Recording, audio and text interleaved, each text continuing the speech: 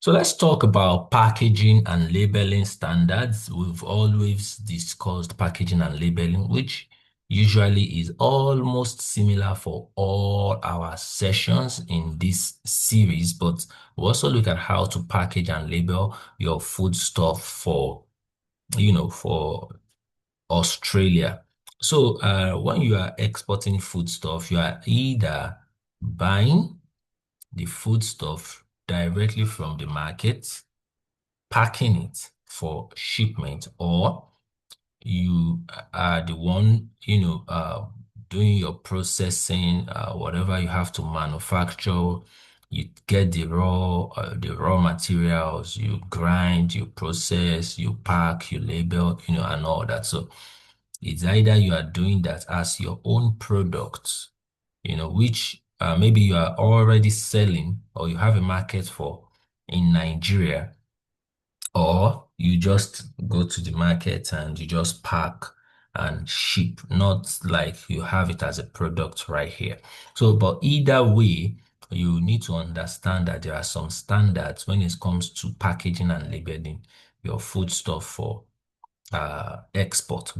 Number one thing you must know is that Australia is English speaking continent, so your label is going to be in English. Your label must have the product name. In cases where you are putting names like Gary, names like Ogbono, names like Egusi, you must open a bracket to put the name in English, okay? So that the where it's actually going, they will understand what it is. So you must understand that the product you want to send, they don't understand it, they don't know it over there. So sometimes you might need to send like vegetables, and that vegetables only have a local name, and you don't know if it has maybe an English name or whatever. So you can get the botanical name for that vegetable and put it in brackets. Okay, so that also works.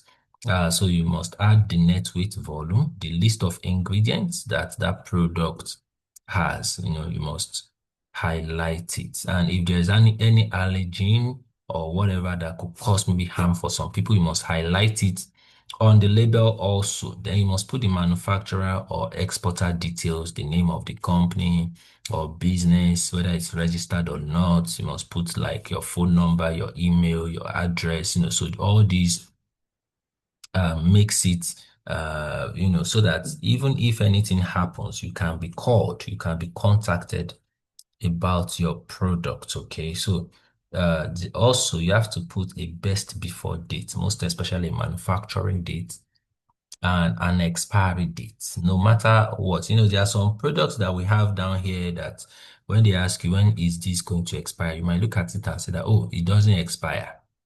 Gary does not have expiry date and all that. Okay, so as long as it's sealed inside that nylon, it should just be there. But the thing is, you just need to give it an expiry date. So yes, the expiry date can just be 6 months, can be 7 months, can be a year or 2 or 3, but make sure you put in a manufacturing date and an expiry date, which is your best before date. Then country of origin, that is Nigeria, made in Nigeria, so very important. Okay, yes, and for food or processed food that has allergens in it, you want to make sure you indicate it on the label. It's really important. So sometimes some of these products are just skipped because they look at it and see that, okay, you're actually sending it to an African food store or a Nigerian group of people who are the ones that are going to consume it. So, but not the, Australians themselves. That is not the white people in Australia that are going to consume it. So sometimes they can skip it and say, oh, okay, that is not going to do them any form of harm. But it's always good that you highlight all this on your label. Okay.